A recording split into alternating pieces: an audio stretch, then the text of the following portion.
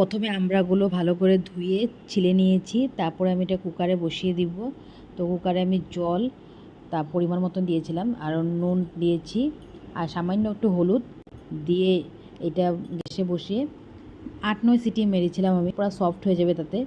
সফটের সাথে আমি নামিয়ে কুকারটা খুলে আমি ভালো করে একসাথে এগুলো মিক্স করেছি যাতে এটা পুরো মাখো মাখো টাইপ হয়। তারপরে এদিকে শুকনো খোলায় একটু সব গোটা ধনিয়া আর শুকনো লঙ্কা ড্রাই রোস্ট করে নিয়েছি। আর এই ড্রাই রোস্টটা আমি মিক্সচারে গ্রাইন্ড করবো না, যাতে মিক্স না হয়। তোমরা মিক্সচারেও করতে পারো আধা আধা, তো আমি এটা আমাদের জাস্ট থেতে নিয়েছিলাম। তারপর আমি এটা আরেকটা কড়াই বসিয়ে সর্ষের তেল দিয়ে 5 ফোড়ন আর শুকনো লঙ্কা দিয়েছি, তারপর একটু কালা সর্ষাও দিয়েছি। তারপর দেওয়ার পরে আমি যেটা মিক্স করেছিলাম আমড়াটা মানে একটু মাখো মাখো হওয়ার সাথে যে মিক্স করে নিয়েছিলাম, তোমরা দেখতেই পারছো। তারপরে এগুলো সব দিয়ে আমি 2 মিনিট মতন এগুলো মানে লাড়াচাড়া করবো ভালো করে, যাতে কষিয়ে নিয়ে তারপর আমি টক জল দিয়ে দেবো। আমরা যে জলটা ছিল কুকারে চিমেছে ওই জলে দিয়েছি।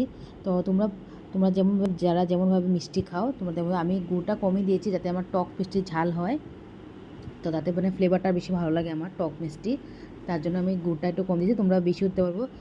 আর আবার নামানোর আগে আমি একটু পোস্ত দিয়েছি, পোস্ত দিলে দেখতো মানে খেতে অনেক ভালো লাগে সবাই বলে, তো পোস্ত দিয়েছিলাম।